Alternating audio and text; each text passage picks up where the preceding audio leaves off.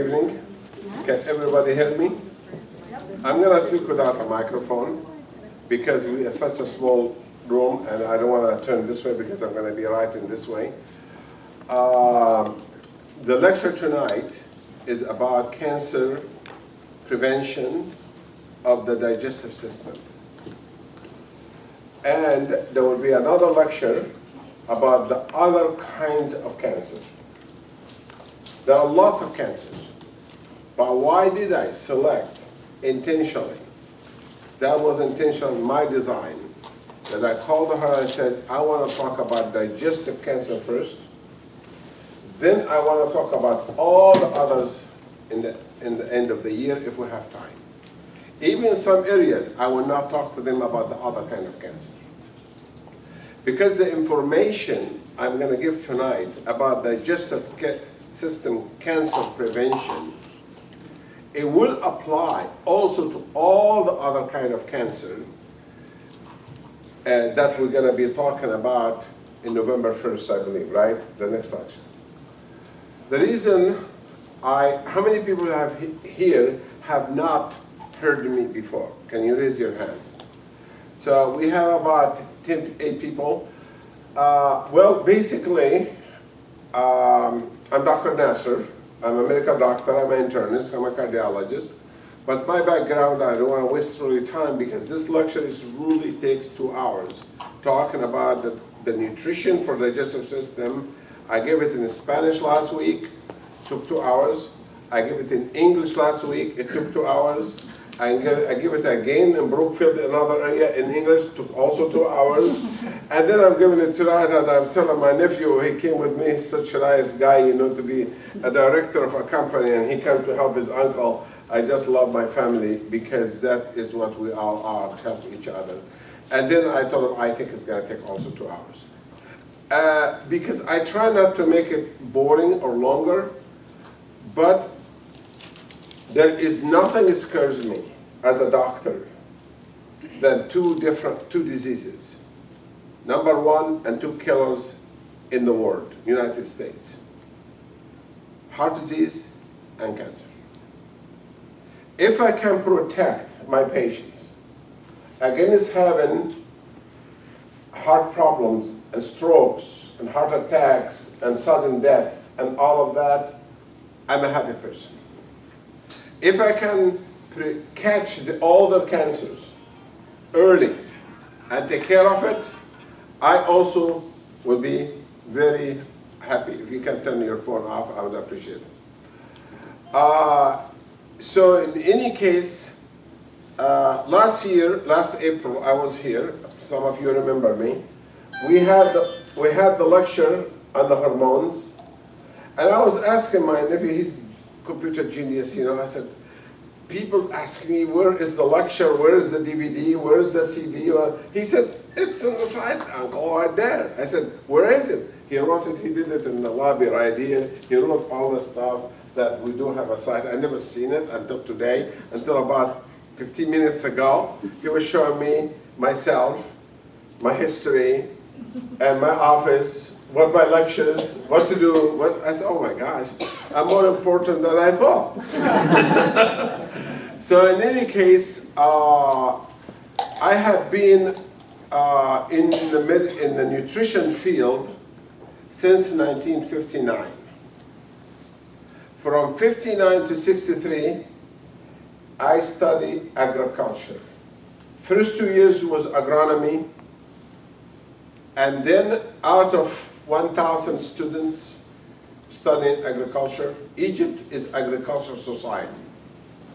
United States is agricultural society. Are you following me or not? We are industrial society only the last 200 years. But we've been agricultural society all our lives.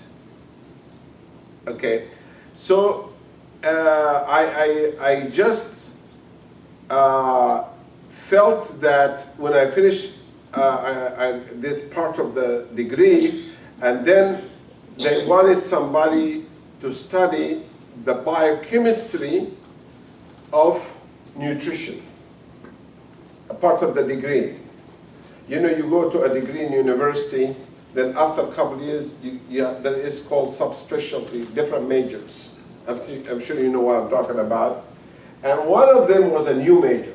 Never in the history of humanity, ever, university big like Cairo University will make a department specialized studying the biochemistry of vitamins, the biochemistry of minerals, the biochemistry of herbs, the biochemistry of this and everything regard to human race.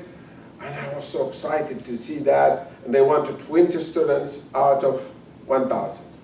So I was the lucky one to get out of those 20 students.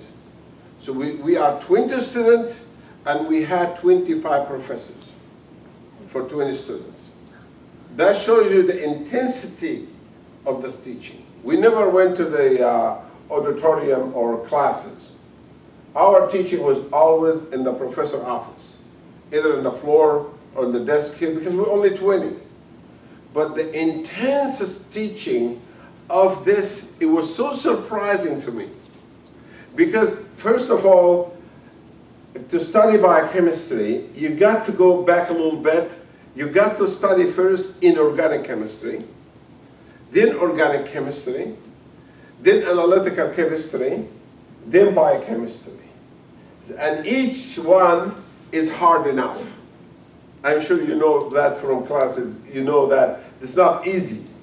So when I reached biochemistry, and I had already succeeded with the rest of them, I mean, I was great in organic and analytical, all that, but bio, I never heard. I mean, I could not imagine I'd be selected for bio. I thought bio was supposed to be for only PhDs only or something.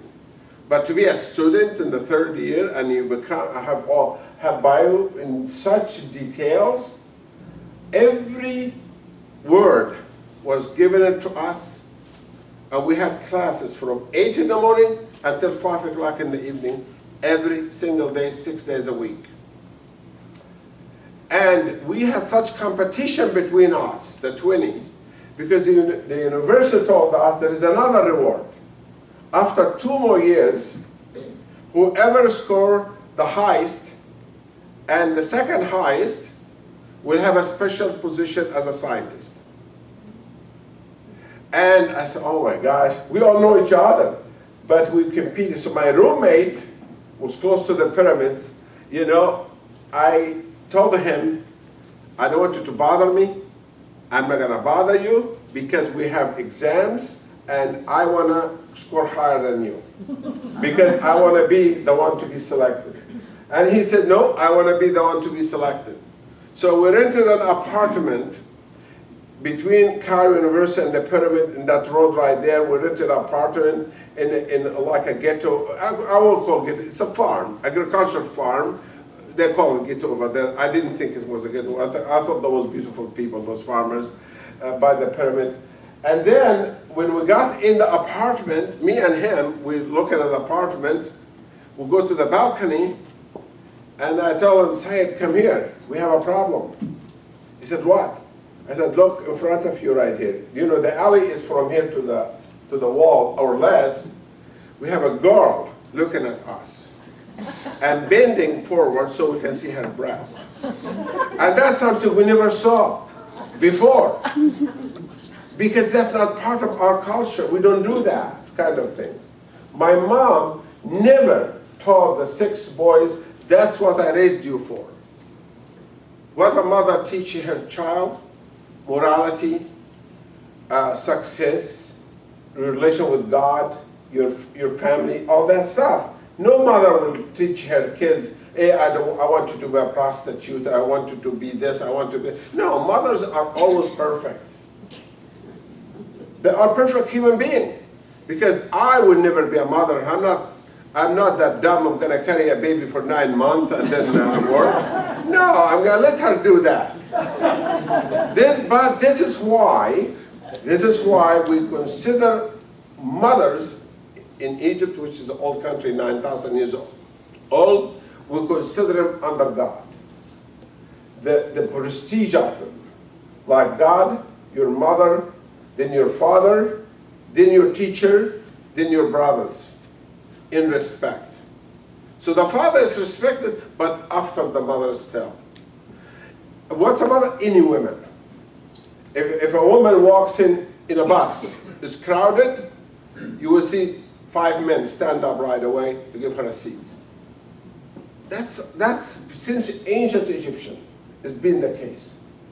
Some of you who study some ancient Egyptian study that we had women were our queens, run our country. Queen Nefertiti, Queen Nefertari, Queen Cleopatra, Queen Hatshepsut. These are women who ran the kingdom all the way from Syria, all the way down to Ethiopia, and ran the army, and led the army in both to defend the country north, and defend the country south, and they defended the country from Libya, because they were attacking the kingdom from Libya, and also from southern Iraq. So we were, everybody was attacking Egypt from every, but it was the cradle of civilization, so people had values more than any other value in the world.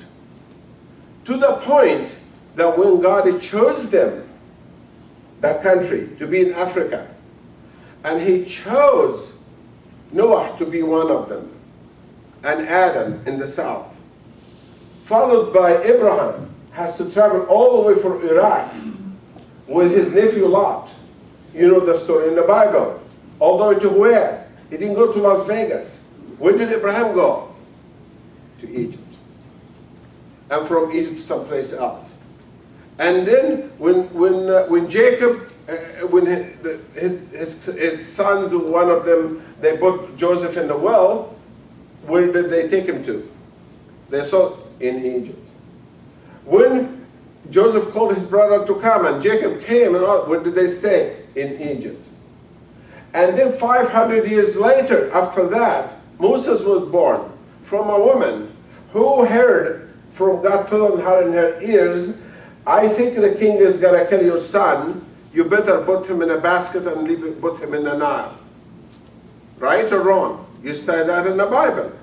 That also was in Egypt. As a matter of fact, the area where Moses was born and landed is about a mile from my house, over there. So it is a country with a lots of, so I told him what we're going to do. He said, what do you suggest? When I told my friend that, I told him we're going to get nails. We're going to nail the balcony shut. And we're going to just study in the light. We're not here to waste time. Our parents, I told him, your father is a fisherman. My father is a farmer. And they pay lots of work and lots of sweat to pay our tuitions in this university. We're not here to date. We're not here to fool around. We're here to get good grades. And he knows that already. You know, I didn't have to tell him that. So we locked the balcony, we studied 2 years, then finally, every single word was taught to us about biochemistry of nutrition, like bioflavonoids, biochemistry of vitamin E, vitamin C, vitamin K, and protein, fat, oils, essential oils, all the stuff, biochemistry, even perfumes, you know, that you spray because as part of, biochemistry, all that, every one of us knew it word by word. So the difference between the highest degree, the average of the 2 years, and the last in 20 of us was 1%. One guy scored 99% average, and the last one was 98%. So the only one got it 99%, one my friend was better than me, not him, another one, and I got 98.9, so I got the second position, and the one got 98.7, and 6 and 5 and all that didn't get any positions. But they were hired in many companies around the world. Everybody took them to be scientists all over Germany and every place else. They were not just wasted. So when I was studying on this field, and from 59 to 63, and then 63 to 68, I was hoping that being that they're gonna let me know to be a scientist, and they did.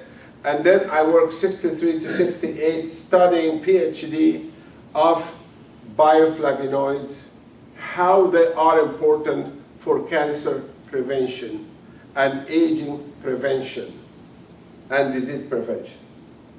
Then I told Dr. Darwish, he's the head of the Department of Pharmacognosy, Cairo University School of Pharmacy. I asked him, he gave 200 PhDs. You know, when a professor gives 200 PhDs, discuss 200 PhDs, that's considered a very high level, you know, scientist, like a Nobel Prize winner. So I told him, why do you want me to work on this stuff, doctor? Why do you choose it for me? See, I said the word, she said, I made him come. He also did the same thing. He said, I chose this for you. This is what you're gonna work on. Bioflavonoids, quercetin, rutin, quercetrin, this bioflavonoid, the stuff, the yellow stuff and the purple stuff, the red stuff you see in vegetables and fruits. Everybody here follow me, or you going to sleep? You follow me, right? Okay. So he said, because, I said so. Because I want you to develop a substance out of buckwheat and tomatoes and eggplant and other trees, other plants, that it has high percentage of those bioflavonoids. So the people, when they make bread and they eat lots of it in the vegetable. Not like right now, agriculture is all GMO and all genetically, it doesn't even smell like vegetables or taste like fruits. You know what I'm talking about, right? Yes. The inorganic stuff that you buy, you get a tomato, you don't even know this is real plastic or real tomato. But you go to the all organic farm, you can smell the tomato before you come to it. You can smell the cucumber, right or wrong? Right. So, so he said to me, one day, the human race will suffer from cancer and strokes and heart problems. And that's going to be the beginning. You're going to start the beginning of the healing we're going to do for humanity. This is the professor telling his student. He did not say money. He did not say position. You're going to be a CEO of a company. You're going to be this. He never mentioned the word money at all. He was worried as a scientist of humanity. I want better food for humanity. Then I did finish my PhD for the new one, people right here. Then the war broke. When the war broke in that England and France and Israel attacked Cairo, I had no idea. I'd never seen a war before.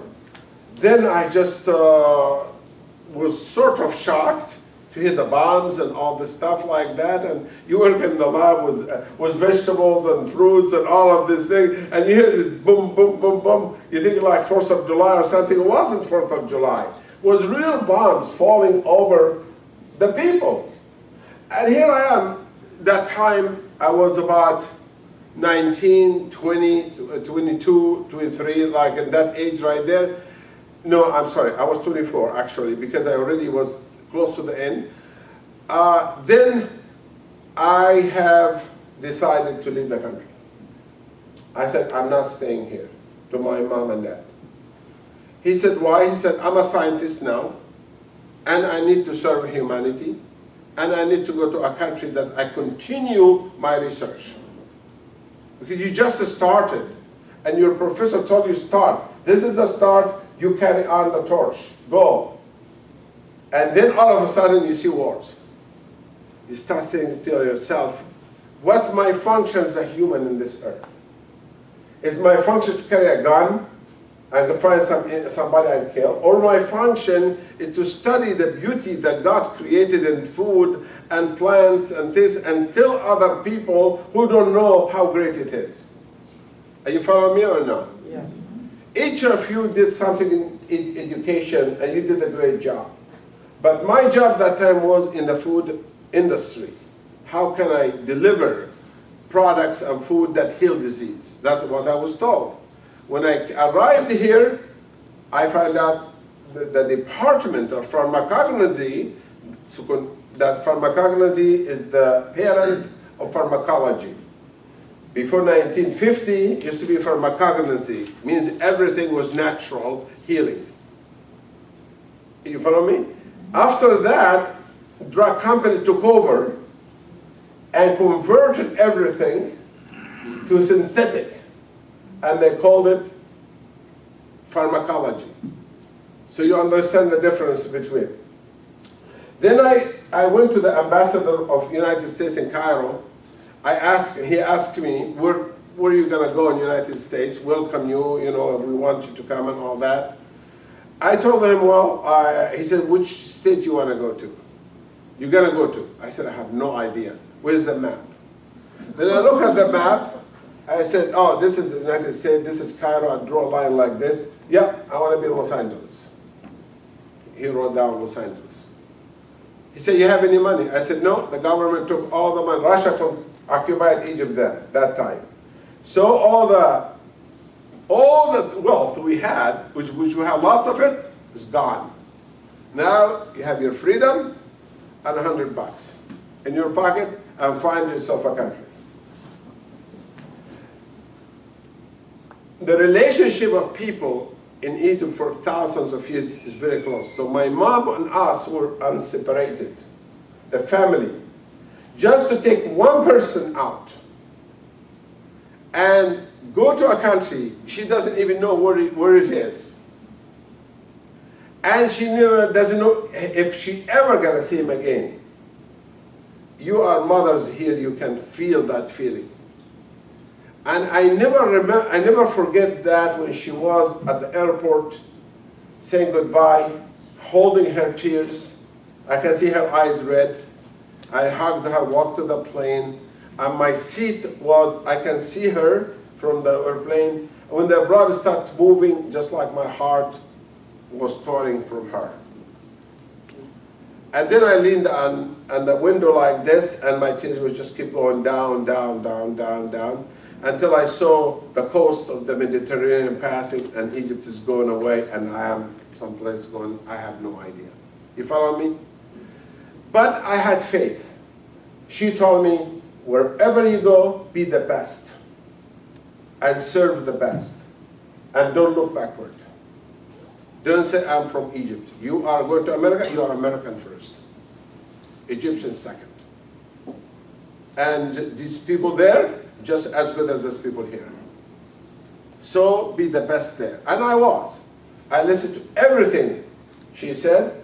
Even when I want to get married, I had to call and get the permission. And I was studying doctor degree here, the permission. I want to get married, it's okay with you guys. Yes. But don't forget to have children right away. I said, why is that? He said, because when you guys have problems, then the children keep you together, so you don't get a divorce. And that's exactly what I did. Next day, I looked around the hospital for any girl who want to get married, and then I find one of them.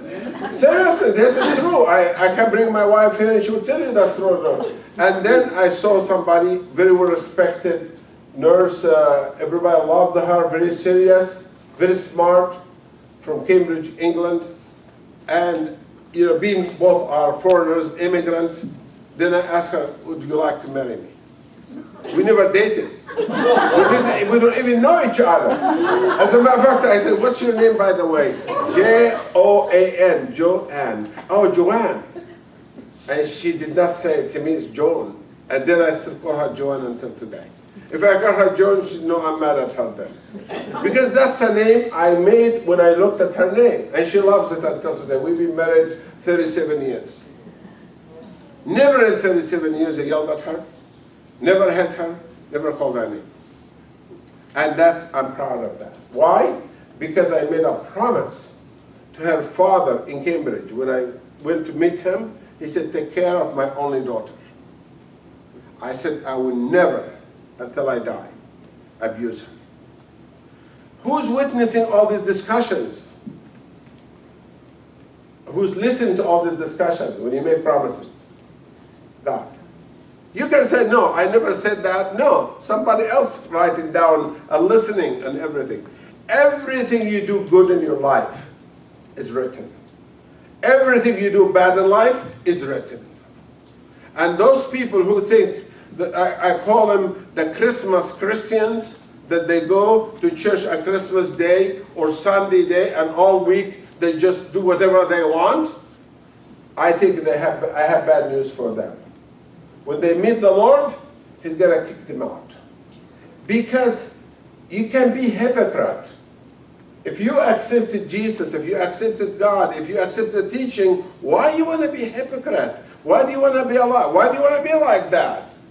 And you see many of them in this life these days, right? Our families are falling apart because we're not like this. We're supposed to be a unit together, you know? We have people run for presidents and this call this name and this call this name. We have to think about our country first before we think about our party. We don't care if you're Republican or Democrat or whatever. I personally, I like to call myself independent because I don't like politics, you know, and I like America, but I don't like politics.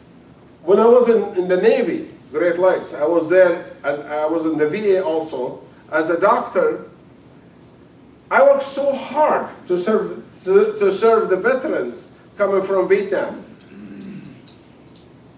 And the doctors who were born here, they were not working as hard as I am. And I said, why not? Somebody in the emergency room, and the veteran, and he's bleeding, or he's this, and why didn't you want to go? He said, oh, wake me up in the morning. But I go, and I'm proud of it. The same thing was also in the Navy. Same thing, attitude. They don't care. And I said, if you don't care about your country, you don't care about the quality of work we're supposed to do here in the Navy, in cardiology, I was cardiologist, you know, we don't need an enemy. We don't need Russia to destroy us. We destroy ourselves then. You follow me or not? So in nutrition, I'm talking tonight about the digestive system and cancer. I want to tell you that cancer is a very dangerous disease. And cancer starts happening to us. This is the history of humanity from Adam to today, right here. If we study epidemiology of diseases of cancer, we find out through the history all the way to 1800, we did not have many diseases, except infections and things like that. 1870, we start having people complaining of on warships and crusader ships, soldiers complaining of thirst and fatigue and urinating a lot. What's the disease we call now? Diabetes. But they didn't call it diabetes this, but they did call it diabetes mellitus, you're right, but it means sweet honey, that is sweet urine. That's the word diabetes mellitus. Mellitus means honey and diabetes, sweet urine. By 1970, the cancer went like this. 1970. Are you following me or no? And now we have statistics. We can look at records now. Before we looked at ships. Now, by the year 2000, it went like this. Can you appreciate the dangers of the curve or no? You follow me? So, we start losing 1 million people every year in the United States. 1 million. If we worry about a war, like World War II, that we should never have gone to it anyway, and we lost lots of good Americans in that war, there was Europe problem that should have solved their own problem. Because our soldiers, we lost lots of people in Europe for them. By World War I, even we lost also lots of people, and we didn't have to be there. And I don't know which politician put us in these wars. I wish we have a politician say, no more wars ever again. No more killing. Because you can't solve any problems in this world by love and by smile. With any enemy. Even your neighbor. If you don't like your neighbor, doesn't like you, get together, have a cup of tea together and talk, hug each other, give him flower, you see the love is right there. You follow me or no? There's no place for hate. There's no place for anger. All of that, because it's short life. It's only 100 years maximum, and then we're going to be gone. So why we want to waste it? So I decided to lecture on digestive system because I lost 4 patients this year to cancer, Shackley patients. They've been on Shackley for 35 years. And they died for this year was cancer of digestive tract. And last year were 3 died from digestive tract. Also, they taking care of themselves with food and nutrition. And the year before, I lost 2 or 1. So I feel that the number of people who are dying from digestive disease is growing. Then I started doing a study, and on it, I find out it's caused by infections. Infections of the digestive system is what causes most of the cancer. H. pylori in the stomach and the esophagus, and it goes down the same nasty germ to the colon and do the same thing there. And then after that cause leaky gut syndrome, and after that ruin the immune system in the bowels completely. You know 70% of your immune system in your stomach. Did you know that or not?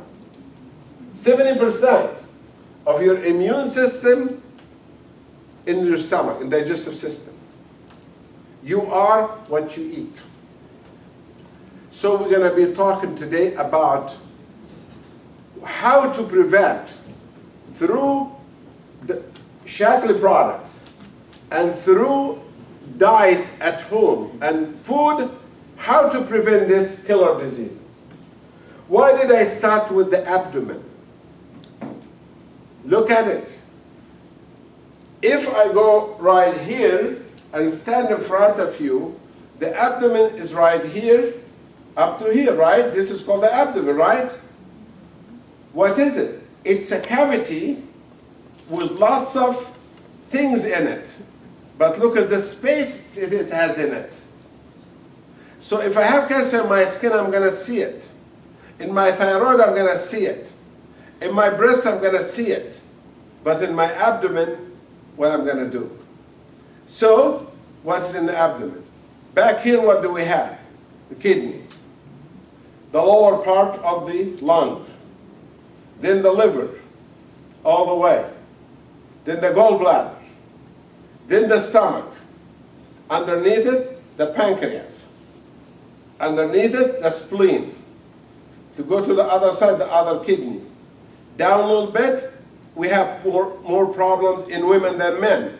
A uterus and ovaries, and so on. We call it the secret box. A tumor can grow in the ovary this big, and you wouldn't even know it. A tumor can go in the stomach. This happened to my patients. My patient came in to check for a checkup, and they were telling me, I want to check up for my heart and for my health, and then I always check for cancer, always check every patient, and all my Medicare patient, insurance patient, they don't pay much at all because Medicare covers 100% of our work, and then regular insurance cover most of it anyway. So we do thorough work, over 5,000 blood tests, and everything, toxicity, hormones, cancer, we check everything. Just once in a lifetime we do on everybody. Until we know who they are, we discover cancer in H. pylori here, and I say, to the person, I don't like that. Then I send them to a specialist. Then take a biopsy, it's cancer. I try so hard, work so hard, and then we save 90%, we lose in 10%. That's very sad for me. Since I've been in 38 years of practice, my heart, for example, we're almost 99.999% successful of curing heart problems. It doesn't matter how much a blockage, how much a problem, we succeeded so far. But when it came to cancer, that's scary something. That's something that scares me. And the abdomen was my problem.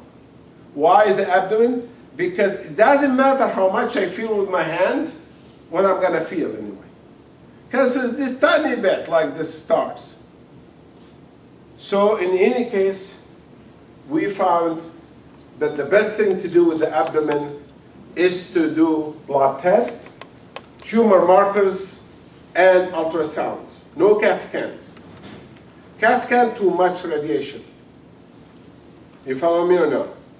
We're not there to radiate people. We're there to make a diagnosis with the least amount of harm we can do. So we don't do the MRIs and unless we have to, but then we do it. Then we discover, like this year, over 200 people, but we lost 4. Then I decided to give this lecture tonight about digestive system. Let me show you the digestive system, what it looks like. I had lots of slides here to show you, but before, actually I'm going to change my mind. I'm going to do something else. I wanted to tell you that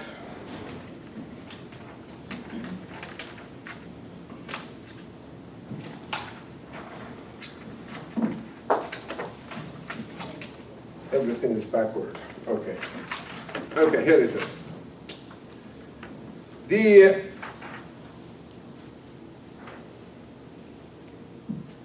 All the information I will give you today, nutrition and digestive prevention of digestive cancer, is being published in many places like the American Journal of Medicine, Harvard Medical School, and many places. So none of the information I give to the people is my own opinion. Everything is published. Then, right here, I think next time when I give you a lecture, just give me more space. I need a bigger table, longer table like this so I can put the stuff on it. I would appreciate it.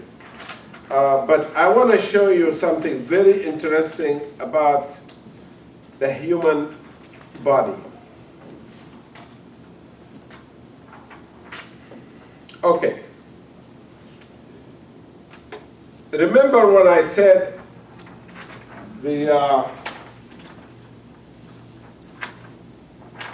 find that curve. All right, here it is. Remember when I said this curve right here, that we did not have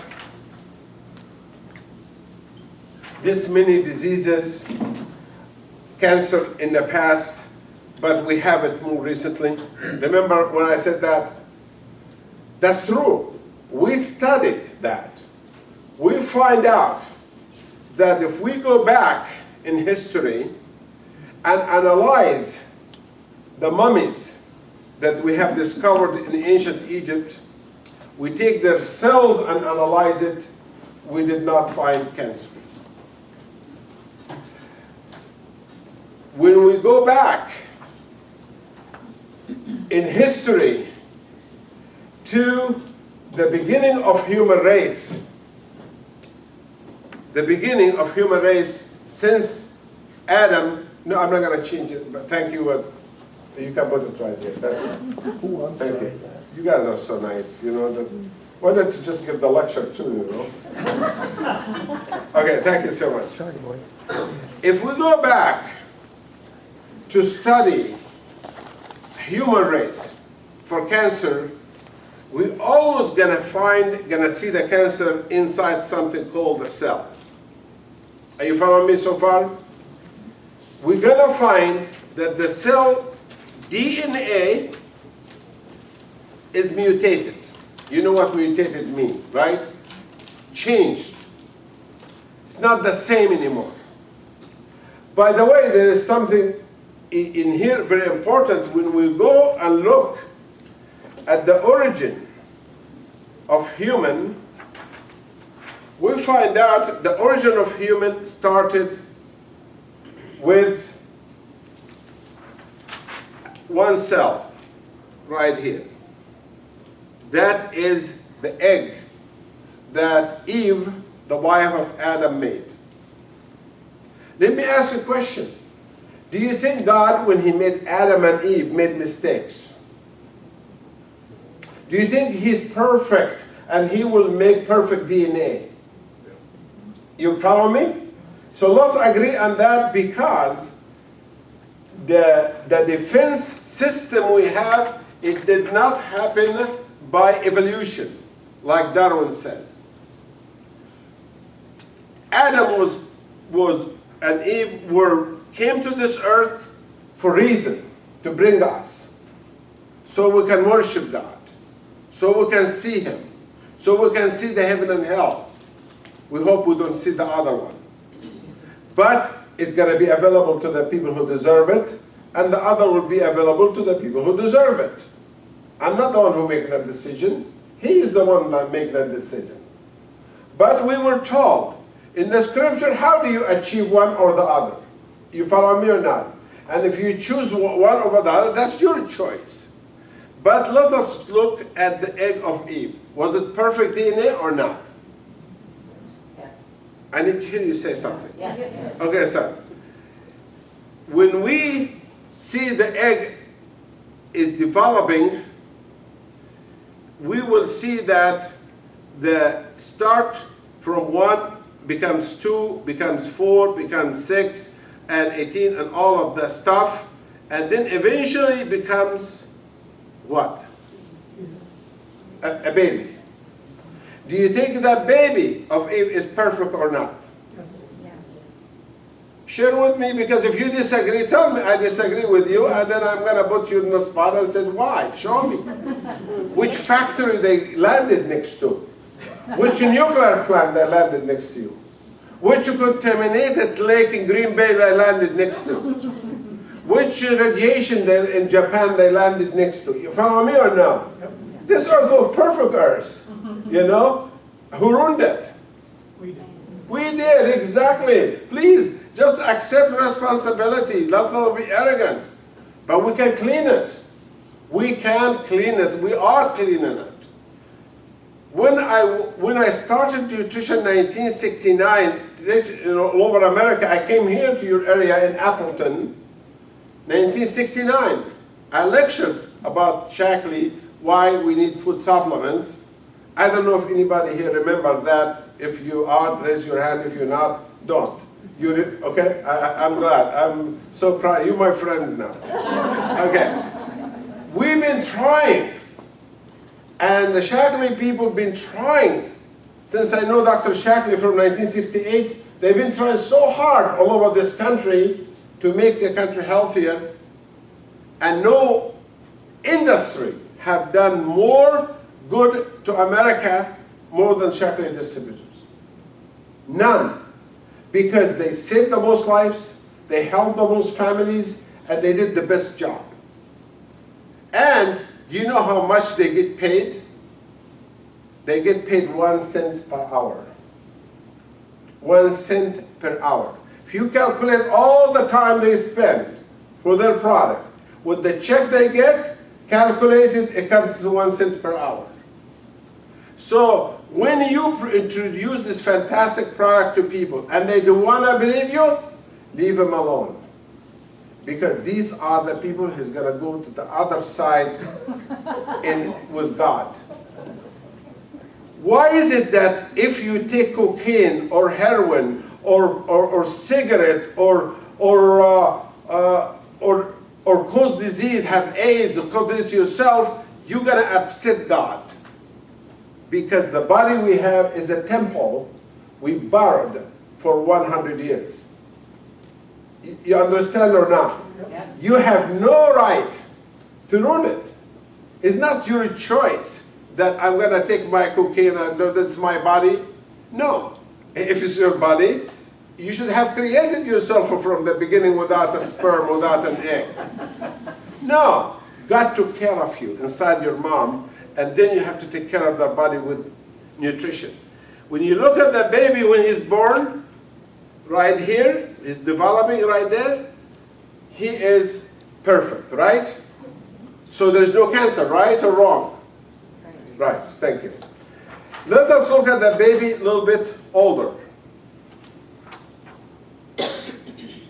This is the same woman, Eve, and now she is more pregnant, and she landed in Africa someplace. That's what at least we believe, all of us. And I happen to believe the same way that Adam and Eve landed south of Egypt. And most of doctors who study human race believe we started someplace southern Africa, in that area, in the middle of Africa. And then, at the area they landed in, I'm going to draw a picture of Africa. This is Africa. And America was like this in the original creation. That's over 4 billion years ago when God created the earth. And Asia was like this, and Europe was like this. Then this is separated, became like this, because South America. And this is separated, becomes United States and Mexico, and so on. Are you following me? And there's drifting in the continents. And when this was ready, like that, God sent lots of rain and made ice age in the north and ice age in the south. You heard about ice age or not? Yes. Okay, ice age was north of Egypt in the Mediterranean area, and south of Egypt, south of Chad, north of Ethiopia, and the water was as high, the ice was as high as about 2-3 miles. And Adam was created that time, 10,000 years ago, 12,000 years, 15,000. Let's not get argument when was that or this, because we can argue all we want. Maybe we're all wrong anyway. But we find something. We find that this Nile right here was developed that time, called the Nile River. And this lake right here developed, huge lake, 1,000 miles across, is called Lake Chad. Have you ever heard about that? Lake Chad, read about it in a computer. Just go on the computer, read a little bit about that lake. Because it has something to do with you in Green Bay. And this, called the Sahara Desert. It was not desert that time. It was green. And if you dig right here in the Sahara Desert, 3,000 feet, you will find topsoil. Topsoil in the Sahara Desert is 3,000 feet deep. No clay. In Lake Chad right here is 12,000 feet deep. Topsoil, no clay. Just get the point in your head. The ice is moving forward, north and south, taking the plants in front of it, pushing mud in front of it. You follow me? So the water goes up, up, up, up, and then dried up and became desert and soil. And until today, 4 years ago, scientists put isotope. You know what isotope? It's a little atom that has radiation in it. They put no, this was done for experiment, so you don't be sad. They put isotope right here to see where this topsoil go. Because it's 3,000 feet deep and so fertile, and every year there's a big wind that comes in, last 50 days, we used to get it in Egypt called the desert wind, the Sahara wind. Temperature goes up to 130 degrees, and we get from the desert snakes and scorpions, you name it, come with it. And we don't know what's going on in the atmosphere. What's God doing in the atmosphere around the world? We discovered something called the jet stream. All goes around the world. They went to Brazil, they found out the rainforest in Brazil, all the fertilizers of it came from Lake Chad. Every year. Every year the topsoil you get right here in your farms is coming from the Sahara Desert. Who's doing that? Who's controlling that? I was sitting with Tamer, my nephew, and I did, in having some water and eating something, and we saw, there was winds. I showed the wind was bushy, and I told him, look at this wind. I told him, the earth is traveling that way, I told him, 500 miles an hour. And the wind going backward with 60 miles an hour. For what reason? I told him just to give us oxygen and air. You see how we are designed as a human race? We will taken care of by God. Everything is perfect. It's designed perfect. Then when Adam comes right here, and he's born right there like I showed you before, and then we grow older,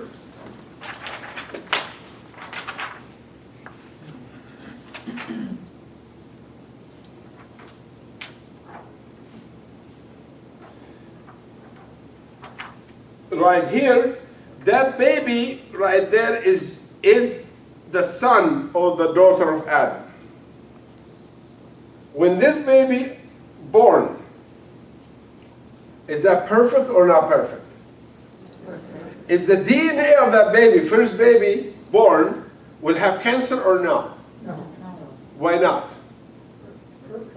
Why not have cancer? Because if it did have cancer, we would not be here. Correct? Would it have heart disease? Would it have diabetes? Would it have arthritis? I'm just going to go even further. I want you to be so smart and think about this knowledge. Knowledge is power. Okay, when you know more, everybody, you can help your kids and grandkids and neighbors and everything. When you look at this child that's perfect and had no cancer, no heart disease, none of that, we have to say to ourselves these days, why do we have it now and they didn't have it then? Then you have to answer the question.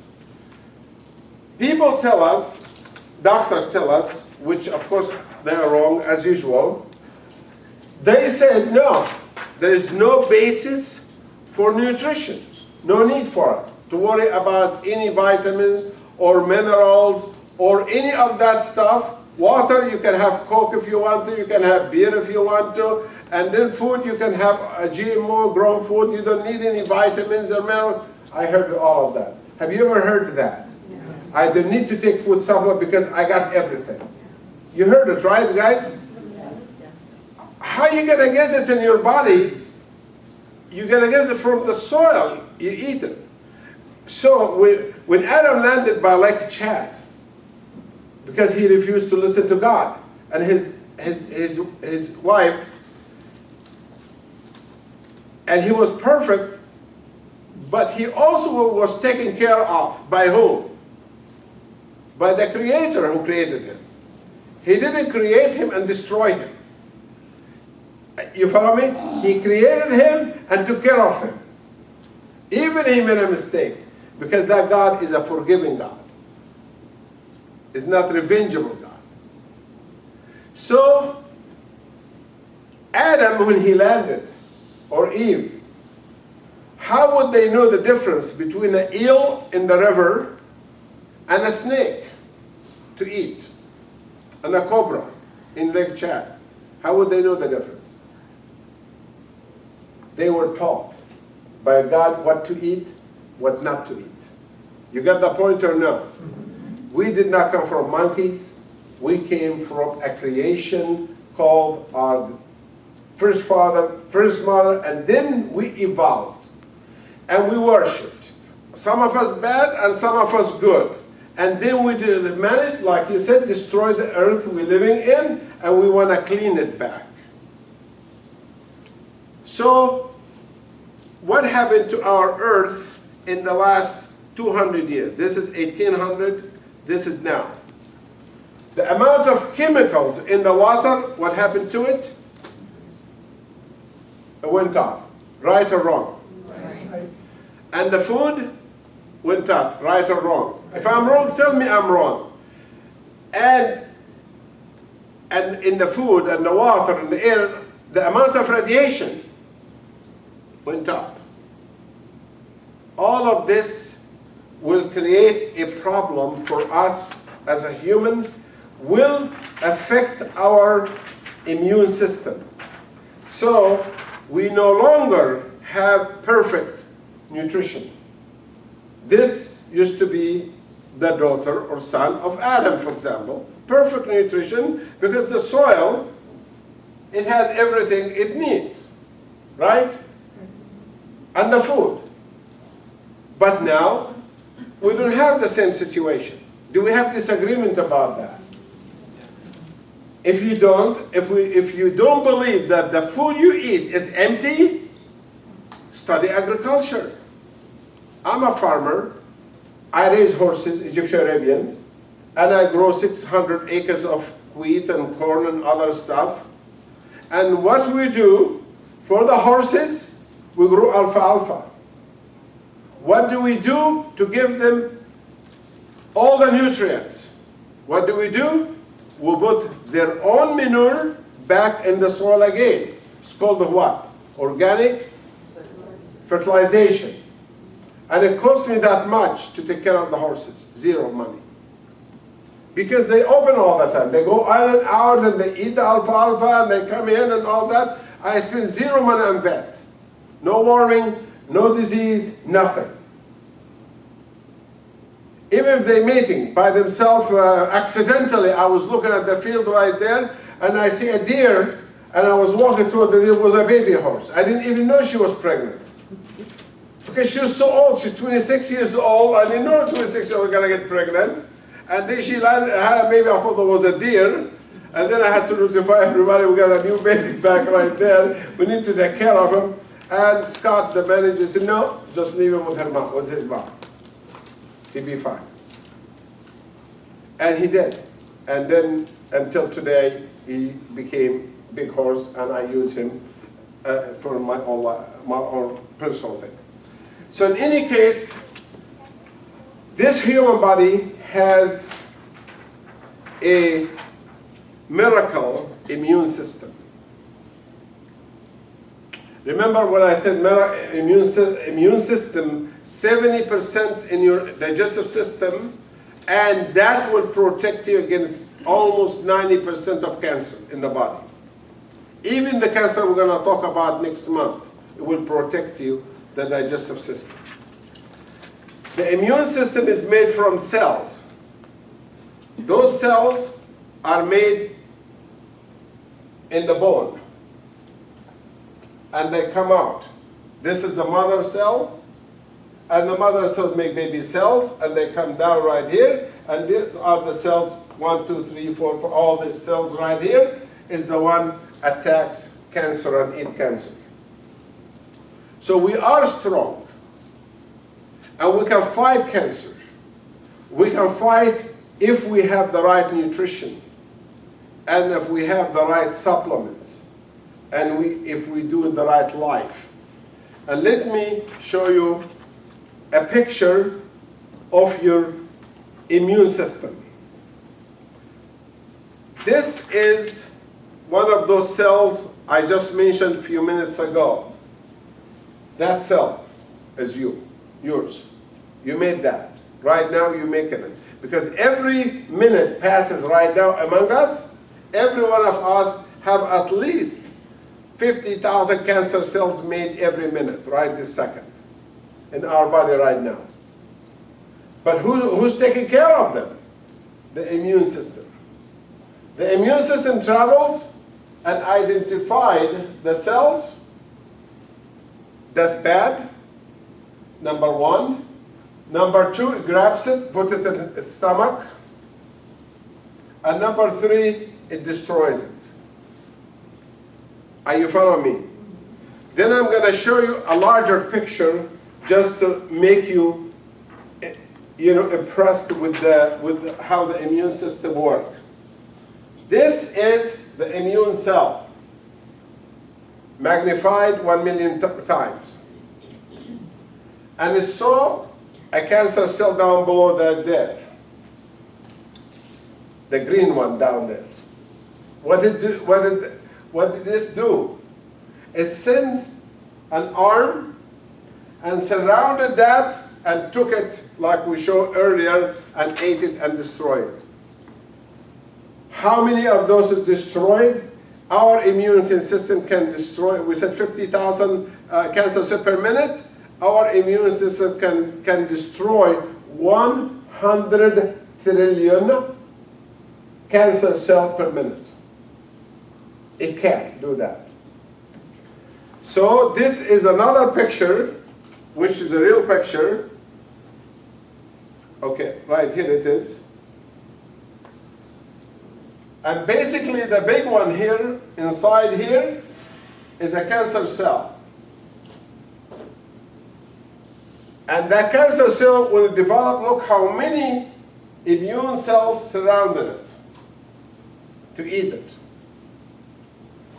And this here it says killer T cells, the small ones surrounding the cancer cell, the large one. Can you read what I just put on the screen or no? Or just imagine that I said it. So this is another cell, cancer cell, and look how many immune cells surrounded it from every direction. So why does cancer kill people then? Because they have poor what? Immune system. That's right. If you have good immune system, you will have just as good as Adam or Queen Cleopatra in ancient Egypt 10,000 years ago. By the way, she's your queen to your ancestor too. Because if you ask yourself, where did I come from 10,000 years ago? You did not come from Europe. Because the Ice Age was there. So they studied. They find out, this is very interesting, that all human race is related to one person, which is Adam. That was discovered 4 years ago. They find a skull in Lake Chad. Just a skull was found. Nothing else was found. Down about 2,000 feet down in the mud. They got it when they were working, digging or something. And the chromosomes was 46 chromosomes exactly like ours. So this immune system will grab the cancer cells. What does it do with it? It sends it through lymphatic drainage. You see how much lymph canals we have right there? This is the lymph, and takes it out of the body. You heard about lymph, right? You get lymph gland here swollen when you have sore throat, you get it back here, you get here, because they're fighting something. Could be bacteria, could be cancer. So I just wanted to show you that so you appreciate what happened. So what happened to our body that we started developing all of these problems? I'm going to show you the picture which start from here. The human body basically made from a skull, skeleton, which is made from lots of cells. Is that clear? Okay, now, this body, it has in it, has a skin. We'll make it purple so nobody say my color is different. Purple person. The skin also made from cells. And the bone, if it's not healthy, is going to develop cancer of the bone. And the skin, if it's not healthy, is going to develop cancer of the skin. And one organ here some people don't have, when it doesn't work, you develop cancer of the brain.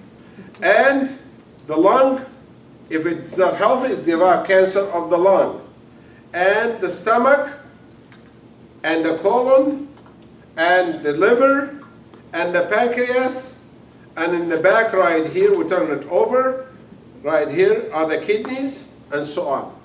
Human body is full of organs that it can develop cancer, but today we are talking about the digestive system. Let's talk about the digestive system. What can we do about it with nutrition? The first part of the digestive system, we start with the mouth, followed by the throat, followed by the tube called esophagus, followed by the stomach, followed by the intestine, followed by the colon, followed by the rectum and outside. So this is the route we're going to take. We're going to talk about nutrition in each stage. So we're going to start from the top. Right here is your chin, and this your mouth is right here, and you just ate something. Have you heard about cancer of the mouth? Have you heard of cancer of the tongue, the throat? What does it come from?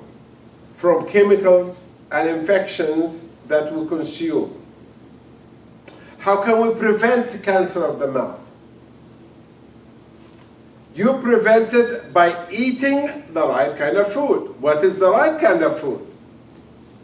There is 3 types of food we eat with meals normally. Okay, we do eat something sweet.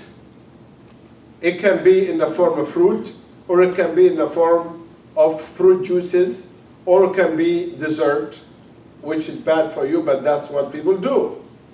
We eat protein. It can be soy protein, or can be beans, or can be lentils, or can be milk, it can be cheese, or it can be beef or fish. Correct? These are the. We eat also vegetables, salads, that it comes in the meal. You know, fibers, and we do that. So everybody here ate salads. Everybody here ate proteins. Everybody here ate desserts. What is the healthiest thing for the mouth, for your mouth to prevent cancer? What time of the day the mouth have the most chemicals in it not changing for a long period of time? The nighttime, from the time you go to bed and the time you wake up. Whatever in the mouth from chemicals stays there. Whatever bacteria, even if you brush your teeth, is going to stay all night. Are you follow me or no? Mm-hmm. So that mucous membrane here, what can we do to make it healthy? When you eat your food, start with the fruits first. Because the fruit has sugar. And the sugar can cause fermentation and things like that, and decay in the teeth, right? So the first thing is being eaten should be, before each meal, should be a piece of fruit. I have a reason to say that, and I believe I'm right. The second part you eat should be your main protein or bread or whatever you want to eat in the middle. And the last part you eat in the mouth should, in supper time or whatever, should be the vegetables, the last. Why did I say vegetables should be eaten the last? Because vegetable has lots of fibers. And when you chew fibers, it cleans between the teeth.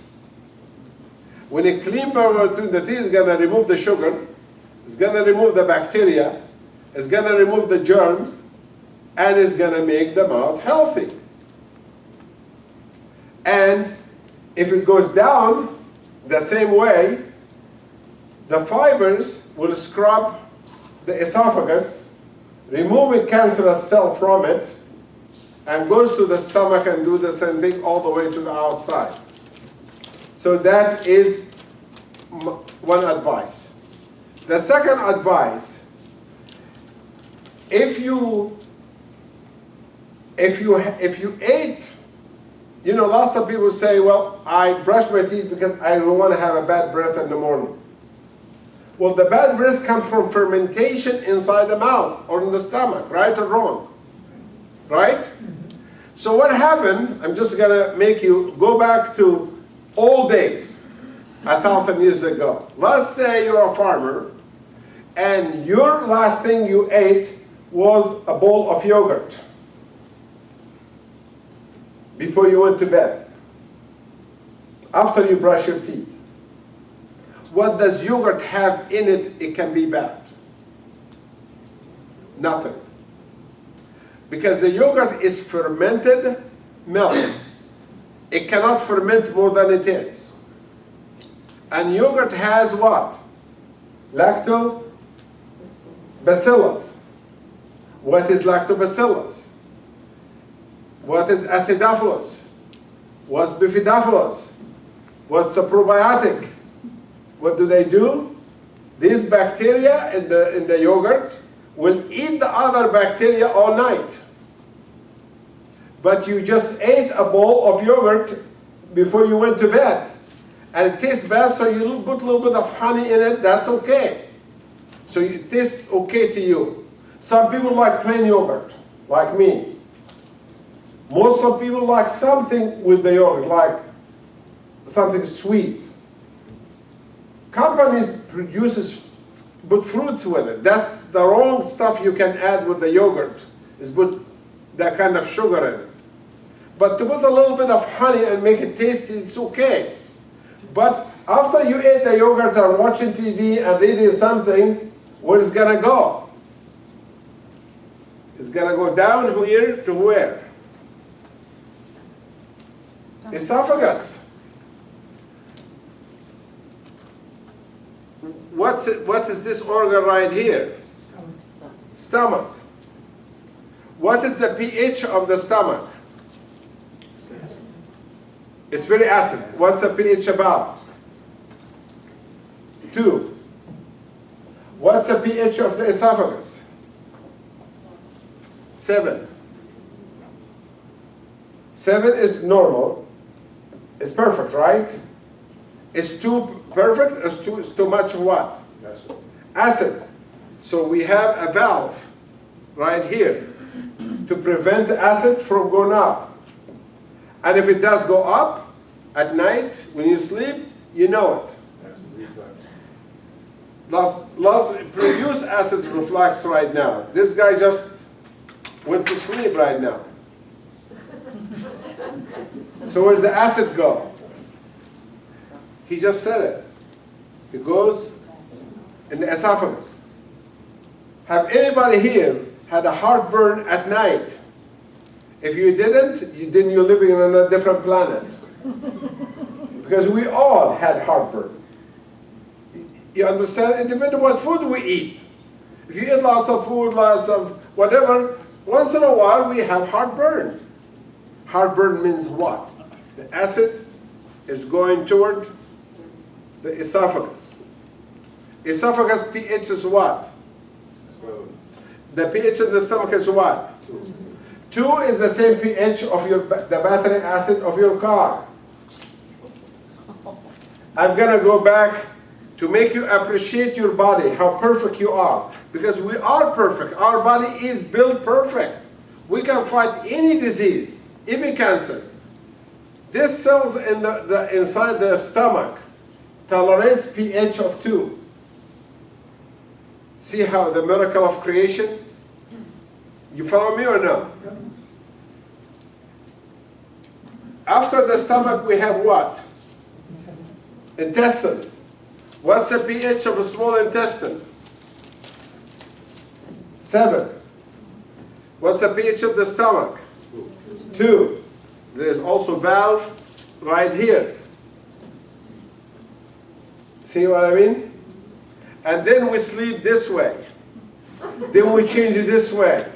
We change it this way. Because we move about 50 times per night.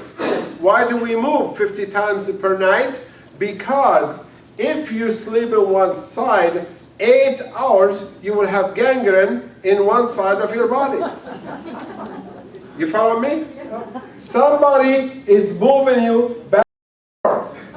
So the people here who are atheists, you better leave the room. Because God says, I move you at night when you sleep. And you're not even aware of it. He have angels specialized of taking care of this person all night like this. Are you follow me, or you think we were monkeys and this happened coincidentally? We have this robotic bed. Have you ever watched a movie that somebody moving when they sleep? Who's moving them? Are they moving themselves? No. Did they have pain? No. But because blood will clot, if it sits 8 hours in one side, you will have heart attack, you will have strokes, you will have gangrene. Somebody is mixing the blood all night. Isn't it beautiful? It's the miracle. I called it the miracle of creation when I started the lecture. So, what's the pH here again? 7. And this is 2. So if you ate the yogurt here, last thing, and in supper time, you ate the salad as the last part, then you happen to be smart and you drank some soy protein from Shaklee with the 3 kinds. I'm going to give you choices now. And I know you're going to tell me the right answer. There is the soy complex that tastes like papers and 100% protein. And the second one, energized soy protein, which has a better taste, and it has 30% protein, 70% carbohydrate. And the last is cinch, 20% of protein and 80% carbohydrate. Which one is the most powerful anti-acid of the 3? Number 1, that's right. Because protein is a powerful anti-acid, right? And chlorophyll, you know what is the benefit of eating salads? What is in salads going to benefit us? The fibers. Because the salad came from lettuce, came from soil that has nothing.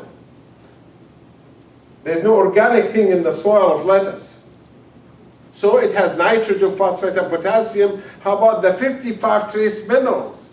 Did anybody add it to the lettuce soil or tomato or cucumber? Why not? Because one of them is cyanide that makes cyanocobalamin with B12. And you can touch the cyanide with your hand and put it in the soil. But you can do it in organic fertilization with the manure, but you cannot just put it with your hand. You follow me? There's just one trace mineral to give you how poison it is, and from that poisonous cyanide, which in organic soil, God makes B12 from it. See how beautiful it is that our earth just, I want to appreciate this planet, because once we lose it, we don't have any place else to go. They have a little toil marsh, that's so we can escape and live in the marsh over there. So we can tell us, yes, there used to be water 4 billion years ago, and there are some gravel around it. Big deal, so what? If you want to know the miracle of creation, look at the Hubble telescope. Look at the picture on the internet of the Hubble telescope. The picture took about a billion miles further than Mars even. Look at the new stars. As a matter of fact, in the scripture, there is a word in Aramaic. It says, human being don't know how much work I had to do to create the universe and them. And they also don't know that the hereafter is coming sooner than they think. It says that. It says in Arabic, if you go further and further and further, you can see fireballs are coming toward us. So anybody want to wait to be good, and to be good with his neighbor, good with his body, good with his family, do it now. Not say, okay, I do it next year or the year after. How do you know you're going to be alive? You follow me or no? So take care of that temple you got, which is very important. Now, if you have eaten the salad, and you eaten the yogurt, and you eaten your food, you are okay. Because the yogurt will come here and neutralize what? Acid. The acid. And then goes here in the intestine, and here we have the colon, and here we have the rectum, and also the rectum or the colon has lots of bacteria in it. How many bacteria is in your colon right now? Let me count them for you. Okay, don't worry, I'm not coming toward you. It's this much. That's 100 million, right? That's 100 billion, right? Yeah. That's 100 trillion. Yeah. It's 100 trillion. Bacteria in the colon. In that little colon from here down there, 100 trillion bacteria. How many cells in the human body? All over the body. How many cells do we have? 66. 5 trillion. About 5 trillion. So there are 20 bacteria for each cell we have. What do they do? Go back to this lady right here that had the baby. Where is she? Eve. She's supposed to be here. Where did you go, Eve? Here. She doesn't want to have anything to do with me today.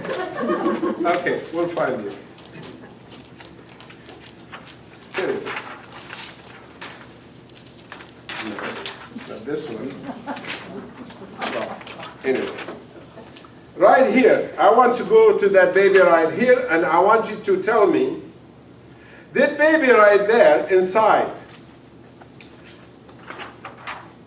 it has intestine inside right here, right? The baby have? Yeah. How many bacteria in the baby colon? 100 trillion. You just said it. 100 trillion. 0. Inside the mother. 0. So, 0 goes to 100 trillion. And the 100 trillion, they are the friendly bacteria. They're good bacteria for you. Because you've been so good to your body that you've been taking probiotic, which will give you 30 trillion bacteria from probiotic. Do you really have 30 trillion bacteria, probiotic bacteria in your colon right now? You're lucky if you have 1,000. And 1/3 of our bacteria is called probiotic. And the other called E. coli and Klebsiella and Escherichia coli and all the others, they have other functions. Let's talk about the probiotic. The probiotic, what do? They eat any cancer cell they see in the colon. How much, and also forget something else I have to add to the probiotic, which we're going to talk about it more in details in a minute.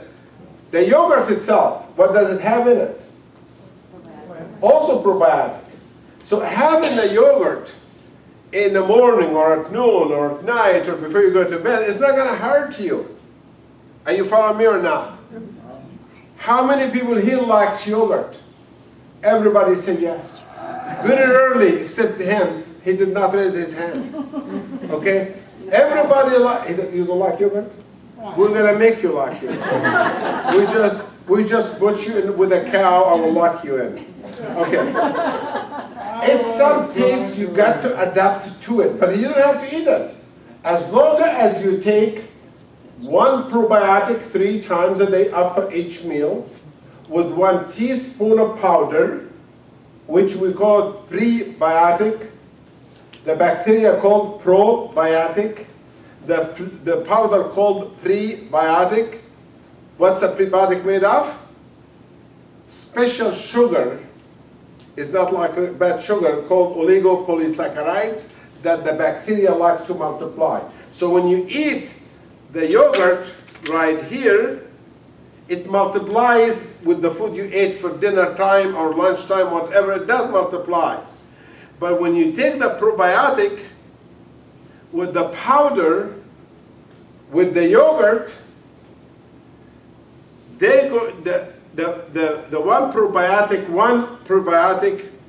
might have 4 billion bacteria, but by the time it multiplies inside, in 6 hours, it will go to 20 or 30 billion.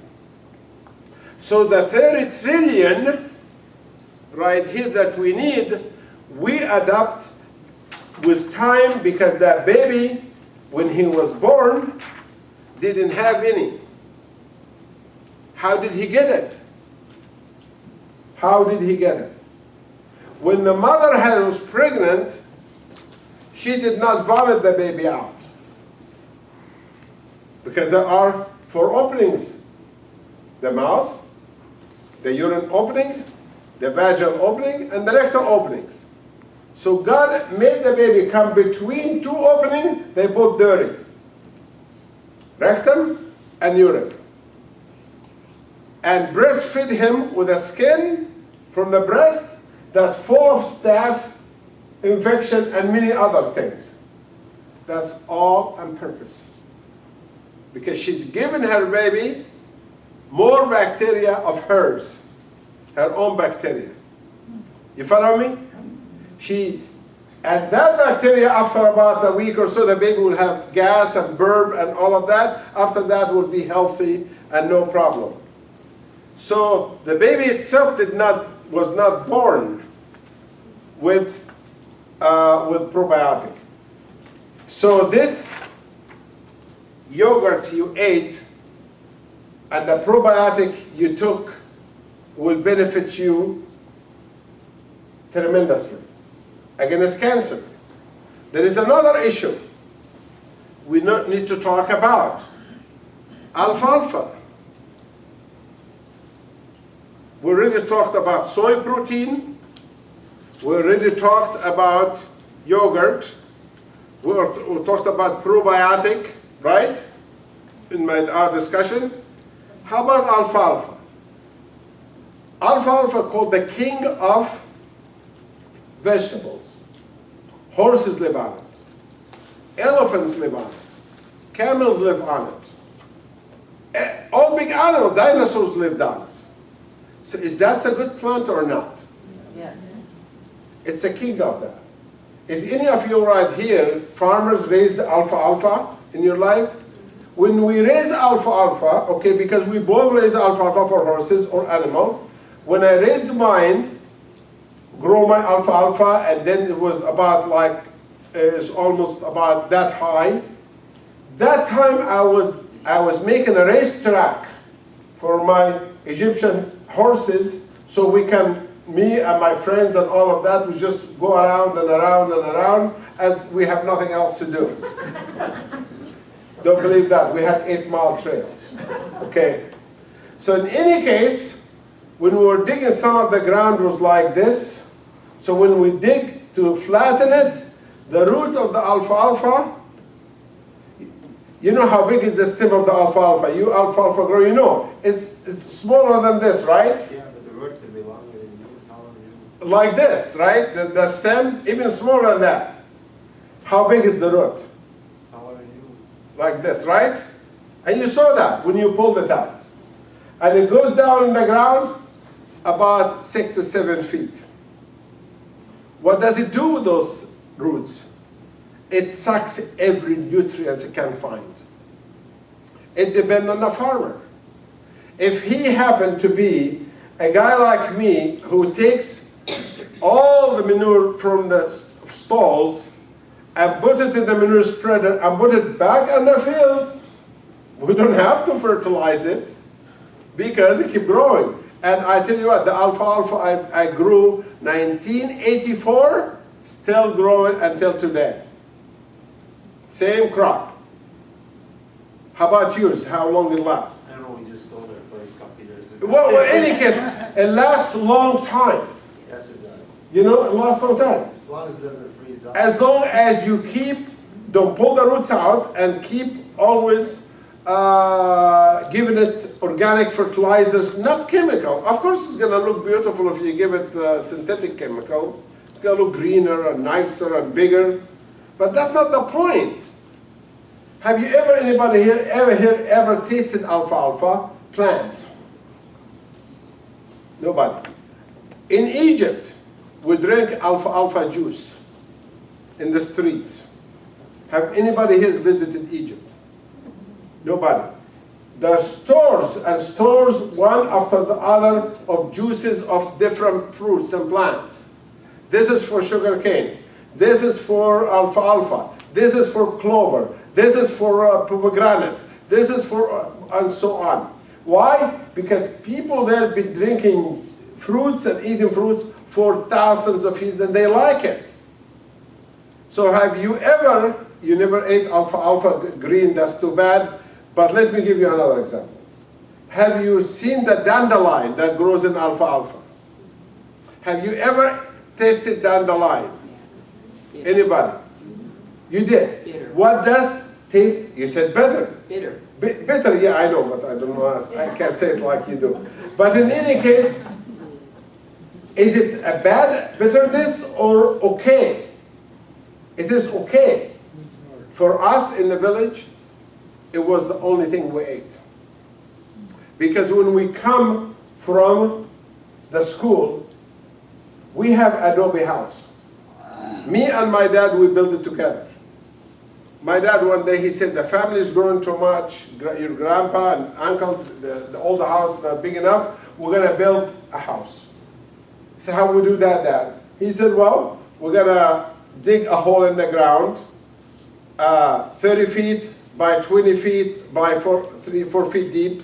Take the dirt out, fill it with water, and put the clay back, put the straw with it, and leave it ferment for about 3 months, becomes blue, and start to smell, and now it's called adobe brick ready mortar, and we get the thing like made of wood like this, we fill it, and then we lift it up, and we make row after row after row after row, leave it in the sun, turn it over after a week, after it dries, and stack it until we have enough for the house, and we're ready to build the house. We put the same mortar on the ground, put the brick adobe over it, and go up, up, up, up, until you finish with the house. So this is the old houses, even in American Indians here did the same thing. That house has no electricity, and no well, and no refrigerator, and no stove. Except has adobe oven. We built for my mom. And she has to make fresh bread every single day from a whole wheat. She has to grind it with her hand and make the dough and then make the bread. So we come from school, I said, we're hungry, what can we eat? She will put the thing in the oven, get a piece of bread, and said, okay, find yourself something to eat outside. Get out of here. We take the bread, look for dandelion, put it inside, make a sandwich, and eat it. Why? That's the only thing we got. You follow me? There is no refrigerator full of steaks and cheese and eggs and all that. There is none of this. This is the farmer life. You eat what's available in front of you. You understand? And your ancestors did the same thing. Don't you think 400 years ago we had electricity and we had refrigerator and stoves? People lived like that also in America, all over the world. So what I'm trying to say, that alfalfa tablets that Shaklee have anybody tasted the alfalfa tablet itself, okay, it doesn't have a taste of ice cream, but it's not a horrible taste either. But if you think, I'm gonna take 10 tablets of alfalfa with breakfast, and 10 for lunch, and 10 for dinner, oh, that's a lot of pills. But how about if you powdered it, and take a teaspoon of that powder, and put it with salad? What does the alfalfa powder taste like with green salad and olive oil? Smell like mint. You follow me? If there is a way, well, there is a way. We can have more alfalfa also with the meal.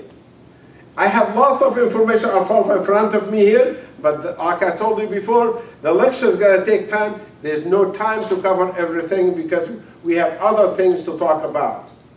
So alfalfa also will help the esophagus, will help also with the stomach. The alfalfa has a green something in it called what? Chlorophyll.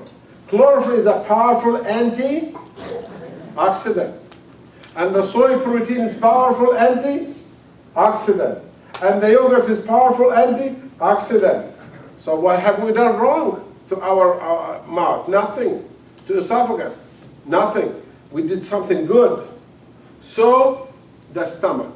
What does the stomach do? Stomach do is make acid and enzymes. What does the pancreas do? Makes insulin and enzymes. What do the enzymes do? Digest food. So we have bloating and gas, which could be a sign of precancerous or pain or anything like that. It is a good idea if you have taken Easy Gest with the meal, digestive enzymes, to help the stomach and help the pancreas. And that also help to prevent cancer. Remember what I told you in the beginning of the first of the lecture. I said, one of the problems we have is infection of H. pylori and other bacteria, Klebsiella. Have you ever heard about Klebsiella bacteria? Anybody who's a lab technician here? No, that's okay. But this is the normal bacteria we have that. If that enters the blood, we have scleroderma. We have lupus from that bacteria. But it doesn't enter the blood. Where does it stay? In the colon. Where the acidophilus stay? In the colon. Where does the lactobacillus stay? In the colon. Where does the salad stay? In the colon. Does the salad go in the blood? As far as I know, when we draw blood from you, when we look, we don't find any salad. So, there is no salad in the blood. What does the salad have in it? You just said it in the past. Fibers. What the fibers do? When the fibers get water with it, what happened to it? The piece of wood have water with it. What does it do? Expands. Because the fiber is hydrophilic. Word hydro means water. Philic means love. So loves water. It's even more than that. Some of us has cholesterol. Some of us have triglycerides. Some of us have things that we don't like in our blood. Fibers also lipophilic. What lipo mean? Fat. So you mean if I have some water in my garage and I put sawdust on it, it will go away? Or a paper or newspaper? Yes, it will. What happens if I have some oil in the garage and I put sawdust or paper on it? What happened to it? Also goes away. Does it make sense? I'm going to tell you something that doesn't make sense. Something doesn't make sense that we have a government that's very stupid.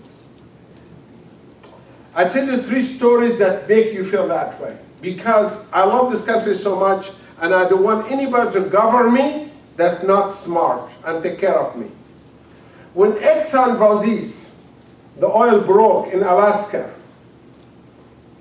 what did they do to the oil came in to kill the seals and kill all the beautiful Alaskan shore. These people in the Department of Agriculture, they're agronomists like me. They know agriculture just like me. And they know in Oregon and Washington State there's lots of sawmills, lots of wood, lots of sawdust. If they would have contained it and put 1 foot of sawdust for every inch of oil and keep dumping it, it will soak all the oil and go to the bottom and feed the fish, because oil is organic. It's hydrocarbon. It's not poison. Then we would have no problem with our environment. That didn't happen. You know what they did? They have this million people scrubbing every rock with gasoline and spending $50 billion, you know? And I was just shaking my head. I said, where do they study? The universities in America is 10 times better than University in Cairo of Egypt. They have better university than we have over there. How could I come from a more inferior university to a better country and have nobody to think, if you have oil, put sawdust on it? And it was repeated again in the Gulf of Mexico with Katrina, right or wrong. I have no idea. I really don't know how they think, but I'm glad I'm not part of the government. But the second thing upset me more, just as much, when Japan had the nuclear accident, and I'm going to tell you something, how stupid is human race. This is what the earth looks like, our earth. You know that our earth have very thin crust we're living on, and the rest is lava, is all melted iron. Do you know that or not? All 4,000 miles right here of melted iron. We only have 2 miles of soil. This is gonna ferment, this is gonna vent someplace in Hawaii, in here, in here, in here, right or wrong. So, should I put nuclear plants right here or no? I know you might love nuclear plants, but let me tell you something. Is nuclear material dangerous or not? What is the half-life of uranium or plutonium? 1 million years. So is it good to have polluted country with uranium and plutonium in the world or no? And you know what? It's sad. Because just about last year or 2 years ago, when they put more money looking for energy, they discovered enough natural gas under North Dakota to supply us with oil and gas for 3,000 years. Without oil at all from Saudi Arabia, without coal even, without nuclear energy. But they have these fear tactics. You know, it's all about money, about greed. For heaven's sake, get the stuff out. Put it in gas stations. Let people put natural gas. We see it in Europe. We see it in Egypt. We see every place, taxis and everything runs on natural gas. You've probably seen it, right? Some of you, some of the buses go from Green Bay to Chicago, says natural gas on it. You go behind it, doesn't smell at all, right? Smells like water. You see water dripping, coming out. Why not? It's the same engine exactly that runs on gas. It needs just modification to run on natural gas. $250 valve.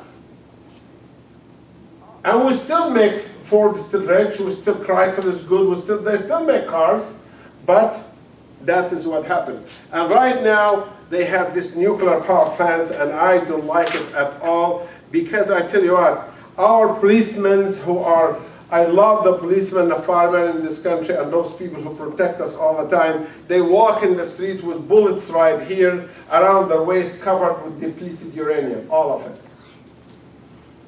You know what depleted uranium is? Have you heard about depleted uranium? Anybody here? All the bullets in the world now, in China, or Russia, or America, any country, is covered by depleted uranium. Because uranium is a heavy metal. If you have a bullet covered with depleted uranium, and you shoot it like this here in this wall, it will go to the other side of the hotel. Because it has the power to penetrate steel and cement and everything. That's okay for them for protection and killing and all that. But when you shoot it, where the depleted uranium scattered is going to go? In the air. I have a picture right here. I don't have the time to show it to you, but next lecture I will. I just find it by accident right here. This is the Department of Nuclear Energy of the United States report telling us yellow is a moderate fallout, and blue is no fallout, and red is high fallout. What is the whole country made of? Yellow. What's yellow mean? Is moderate a lot for us or not when it comes to radiation? Where are we going to live then? In the Rockies? In the top of the Rockies? We can't live there. So the issue right here, they have lots of problem because the whole world gone crazy over nuclear weapons. All the world. In 1940s, they're like wars, everyone is just, and they blow them in the air. I remember when I took my degree in nuclear physics, my professor at University of Chicago told us, I didn't know nuclear stuff, so I was taking my degree to become a nuclear cardiologist so I can diagnose my patient. He said that in New Mexico, in the White Sand, when they had 1939, they used to blow mushroom cloud off until the soldier without any cover to go and collect samples, and all the soldiers had cancer and died. And you know what the army told them? It has nothing to do with radiation. And then the people of Colorado right here complained. They say we have too much cancer. I think your radiation right here is coming to us. They said absolutely not. Then they discovered the jet stream. And they said, yeah, it goes around the Earth. So the Chernobyl in Russia affected us right here. And the nuclear in Japan, it came to us right here. And so on it goes in one little planet. Are you following me or not? It's 1 million year half-life. But what's the second thing sad? I said when the government, I said, because a month ago, some trash, I hope you read that, okay?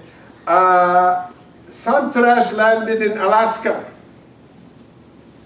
Came from Japan, you're right. Did you see anybody with a Geiger counter checking those beach balls and tables for radiation? None. They give the people black plastic bags to collect it and not put in the trash. Radioactive waste. That's a mistake. In Oregon last week, beach balls showed. Same thing happened. Nobody came with a Geiger counter. Kids were playing with it on the sand. You know what? If you're a doctor like me, and you know how difficult it is you work to save one life. I remember when I was at Cook County Hospital in Chicago, we would work 6-7 hours to save a gunshot wound. When I work in Lakeville, work in St. T's Hospital Satellite, we work like 1.5 hours I do CPR to help a drowned victim in Chan Lakes in the cold water because they can survive in cold water longer time. And then here comes the one guy with a bullet, gang, boom, and he gets rid of it. So that's really sad for us doctors to see that, because we work too hard to save a baby or to save a life or to save this, to save that. Until somebody take the life, it just doesn't. I left Egypt for that reason. My boss told me, why do you want to leave the country? We've been attacked by England and France. I said, that's your problem. I'm going to go to another country. It doesn't get attacked.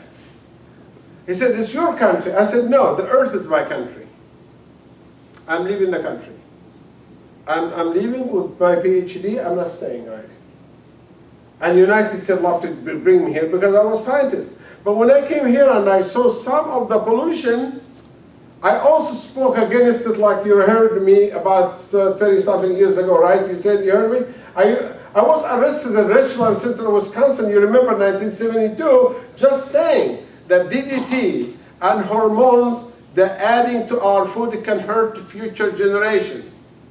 I was arrested for that. And finally, the judge dropped it. And then when I checked my record, doesn't exist as ever been arrested. When the judge asked me when I'm getting my citizenship, have you ever been arrested? He said, I told him, yeah. He looked, he said, a computer. He said, no, you have not. Then I got the arrest record from my pocket. I got it with me. Why do I have it with me that time? Because I'm proud of it. I'm proud to show my children and grandchildren that this earth is not going to get better unless some people will work to keep it that way, even if you get arrested. Have you ever heard about Dr. Shute? Discovered vitamin E. What happened to him when he discovered vitamin E in 1969? He went to Canada when he said help the heart, and he died there, him and his brother Wilfred, because both of them discovered vitamin E together. And this is Americans even. Linus Pauling, when he wrote his book, Vitamin C and Common Cold, what happened to him? He was fired from Stanford. 2 Nobel Prize degrees. You know how that means, 2 Nobel Prize degrees for one person? That's like a miracle. And get fired just because you said vitamin C is good for cold? Come on, you know, even if he said DDT or rat poison is good for cold, don't fire him. The guy is a Nobel Prize. But that's how it is. Money corrupts. And universities are being supported by scholarship from drug companies, not by the interest of human race, of us. So in any case, this is just to show you one example, but I don't have it because it's been 2 hours already, it's already a little bit past 2 hours. Okay, I'm going to go further down here to talk to you about the liver. The liver is part of the digestive system. Liver cancer in the rise. You can help the liver with something called nutriferon and I'm glad you said alfalfa, it's really true. DTX. DTX is number 1 with nutriferon and alfalfa, you're right about that. You come right here to our friends, the colon, which is so important. And the colon has to have 100 trillion bacteria. 30 trillion has to be what? Acidophilus, Bifidobacillus, Lactobacillus. And to prevent other bacteria from entering the blood. Because if that bacteria we have now enter the blood, will create diseases like lupus, like cancer, like other problems. So those bacteria there, they prevent. Oh, I want to tell you something interesting. You remember I said you have 100 trillion bacteria right here? How much bacteria you have in the small intestine? 0. What prevents the 100 trillion from going up? Ileocecal valve. Okay, there's a valve right here.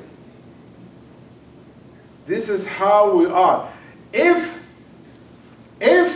God doesn't have mercy on us and have us smell our colon when we're sitting right here, nobody will marry anybody. But look at that.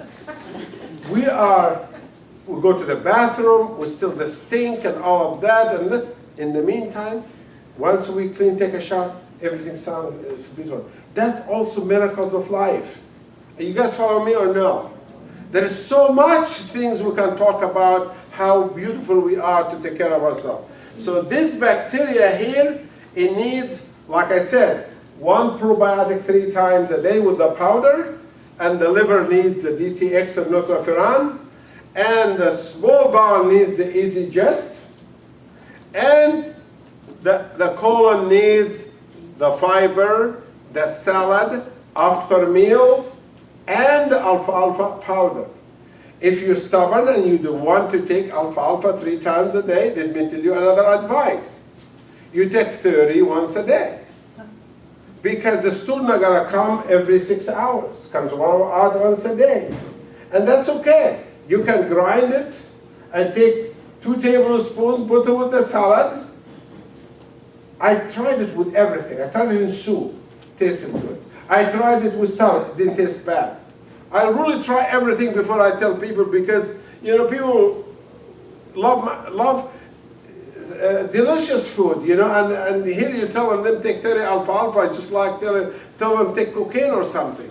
You know, so people said, that's too many drugs. I said, oh my gosh, why don't you go drop dead? You know, this is why I had a patient, a friend of mine. He came after 10 years. He was my patient 10 years ago, and he came, and I'm glad he did because we discovered cancer in him. He just came because for physical, I would discover the cancer just like that. So when we're talking on the phone, and I told him, you know, I'm really surprised that not everybody in the country is taking care of their health and taking chocolate vitamins and this beautiful products Shaklee have right here that I wanted to just show you some of them. If I find it, I will show it to you. You have products that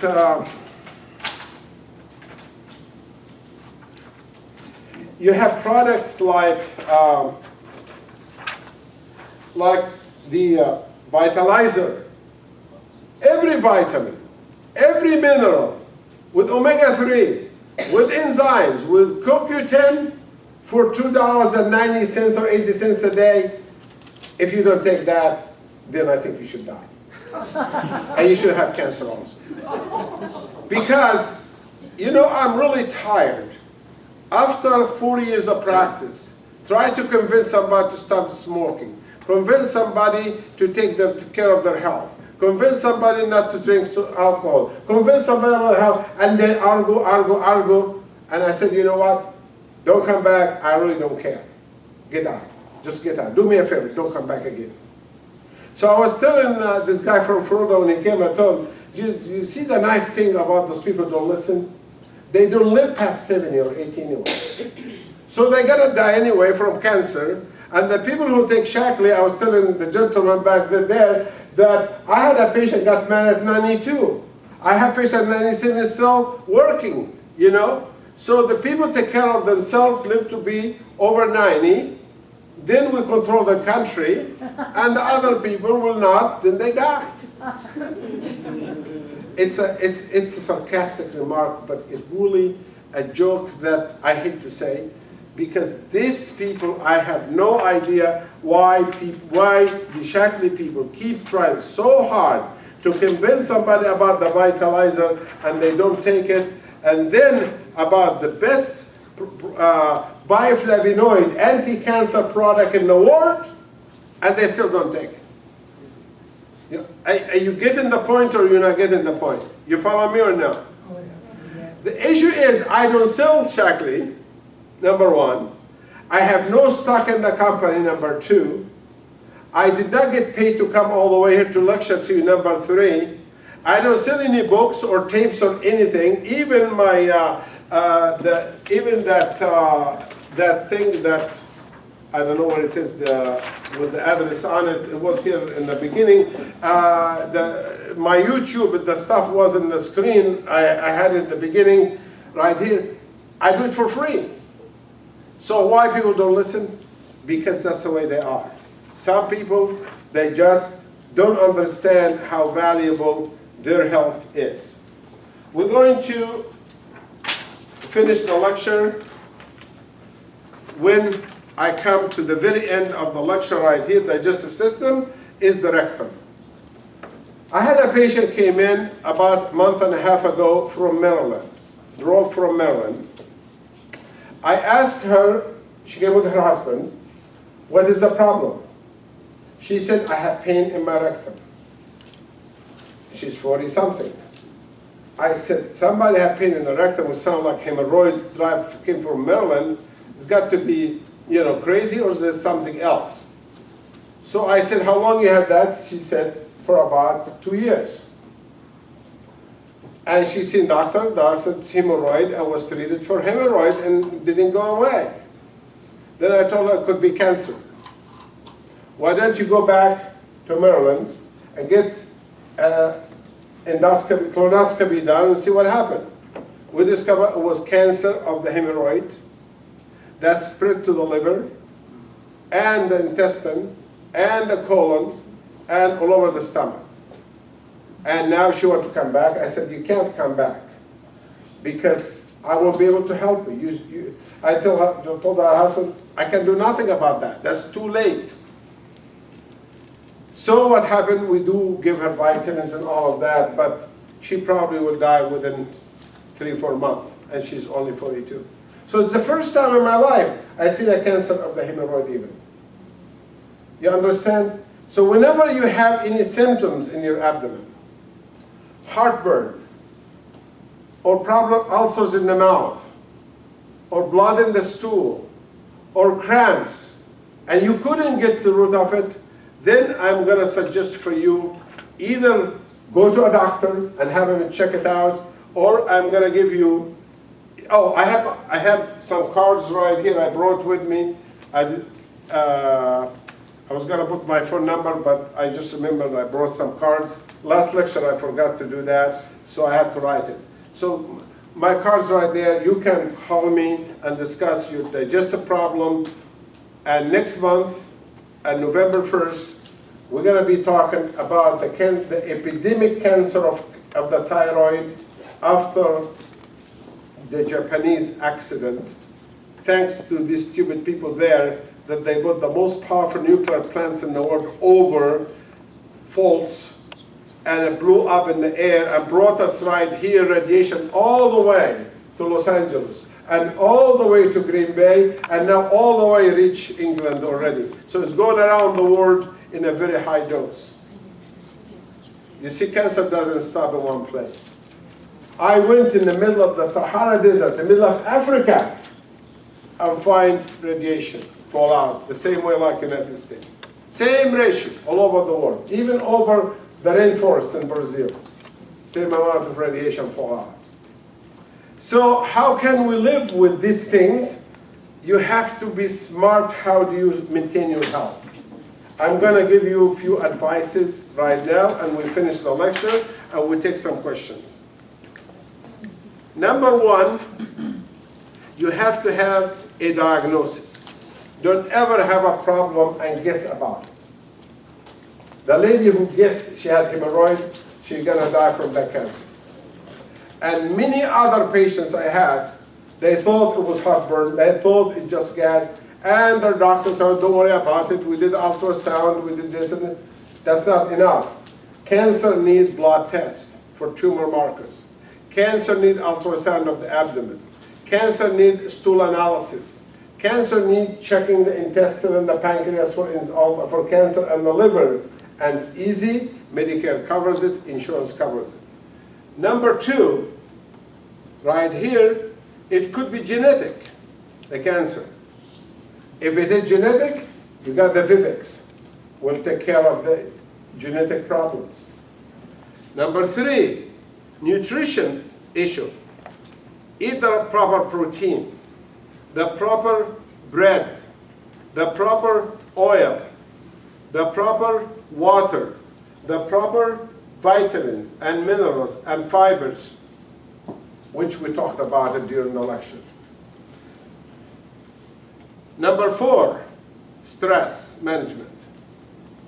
Manage your stress. We're going to be talking here, God willing, in April next year or May, on adrenal exhaustion and thyroid exhaustion and stress related to chocolate products and nutrition. So this will be taken care of in the future. And number 5, detox. Clean your air at home. In the winter, try to get fresh air inside by opening the window a little bit during the day, even if it's cold, just a tiny bit, to get fresh air through the house. You follow me? Because this carpet has what underneath it? Formaldehyde. And the insulation have behind it? Formaldehyde. And the ceiling have? Formaldehyde. Why formaldehyde? This is the substance we use for glue, to glue things with in carpentry. It converts to formaldehyde. So we have to have it, because where we're going to live. But at least we can have fresh air inside our home. And the water. Having good water doesn't mean have beer. It doesn't mean have Coke. Water means water, or coffee, or soup, or anything that you enjoy, that healthy, tea, or anything. But how much water we need every day? How many ounces? 8 glasses. Yeah, that's the minimum. That's 64. 64 ounces minimum. But if it's a hot day or you're working, you can go up to 100. There's no limit how much water you can drink unless you drown in it. That's too much water. And then food, also you have detoxify. Read the labels. I went last night to do some shopping for my house in Costco. I spent 3 hours reading labels. And my wife said, "What are you doing?" I said, "Well, we're going to eat that stuff. But I've been eating it all my life." I said, "That's you. You can have the cancer." Then when I showed her, I said, "What is this?" I said, "That's propylene glycol. In it, that's antifreeze." She said, "Oh my God, I've been eating antifreeze." I said, "Yeah.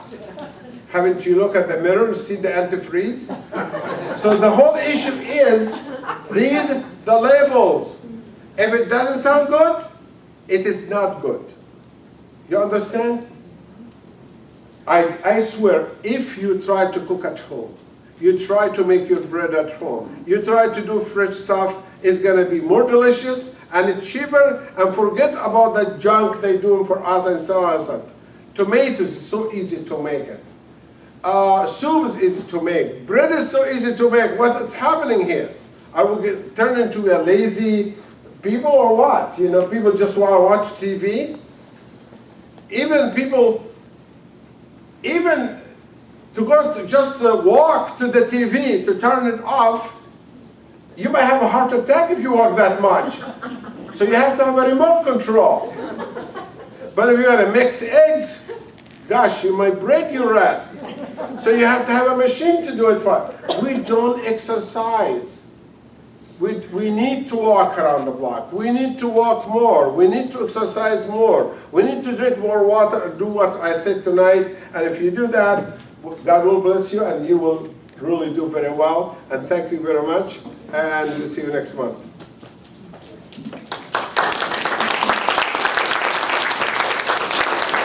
Okay, now I'm going to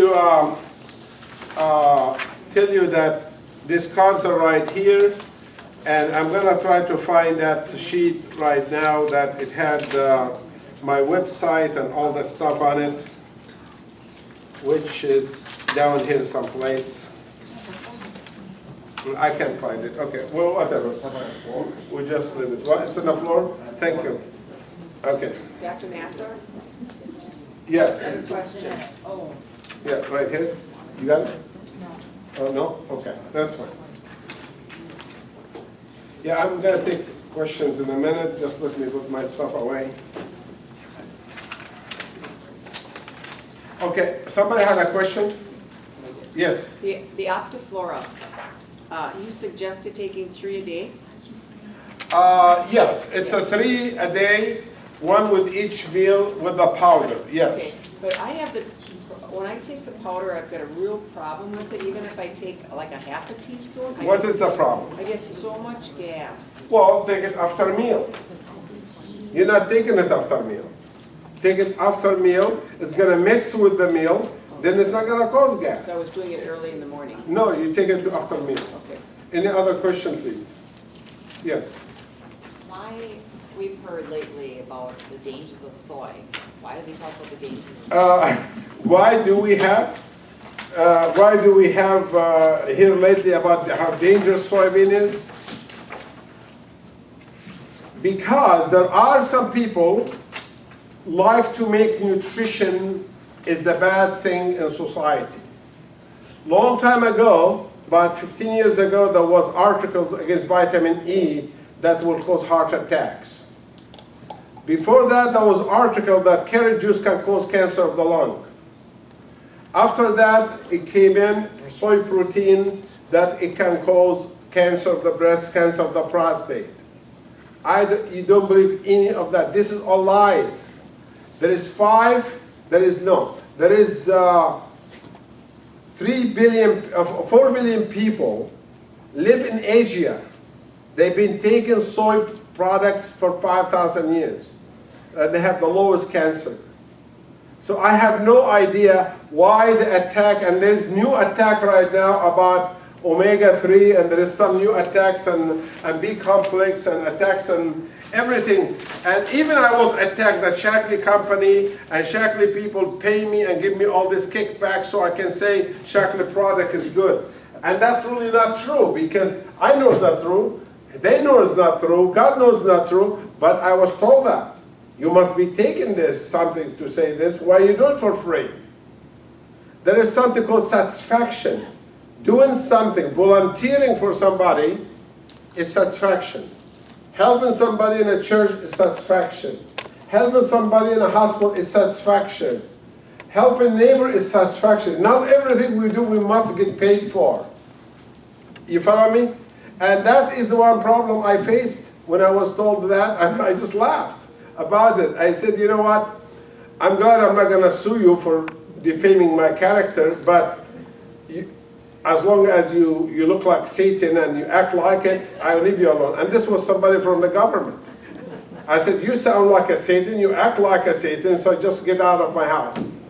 You know? And the question was, why is this all of this about the vitamins and lecture and the chemicals are bad and the air is bad and the water is bad and Shaklee is good and what's good? It's just like you're talking to somebody who an American, you know. I think these people who attack nutrition, either they have nothing else to do, or they just want to misguide the people intentionally. Remember, disease is business. The more disease, the more business. The more cancer, the more. I remember in medical school, when I was graduating, and my boss, Dr. Robert Murky from Rush Medical College of Chicago, he said, Dr. Nasr, let me talk to you. You're going to go for oral exam to get the license in front of Dr. Lewis. I said, what's the problem? He said, everybody knows you are for nutrition and you're going to practice on nutrition, and we're afraid of that you're going to do preventive medicine and all the stuff, and we don't like that. He's going to ask you, when would you look for cancer? Because I always said, you look for it before it happens, before it comes. And they teach you wait until it happens first, then take care of it.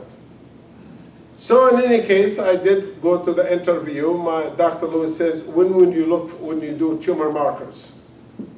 It's checking cancer early.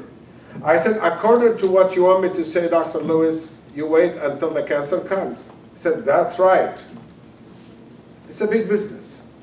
Hospitals is a big business. What do you think people have blockages we have people with blockage in their heart.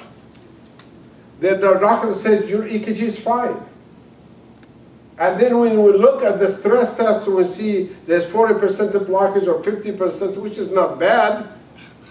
They were not told that. They were said, you're perfect. Well, there's a lots of people, athletes, who were told you're perfect. And they run marathon and drop dead. Play basketball and they drop dead. Play football and drop dead. I don't know if you know what's her name, Flo. She used to be in the Korean Olympic, and she had 7 gold medals. Joe Flo or something like that. You know that pretty girl who had long nails and she painted them in front of the camera like that. She dropped dead right here in Wisconsin when she was running after the Olympics. So you can't wait until disease happen, then look for it. You got to look for it earlier. There are signs. You're gonna have problems. Hormonal problem, circulation problem, chemical problem, cancer problem, arthritis problem. There are always early signs. That's all I'm going to talk about tonight. Thanks. Yes.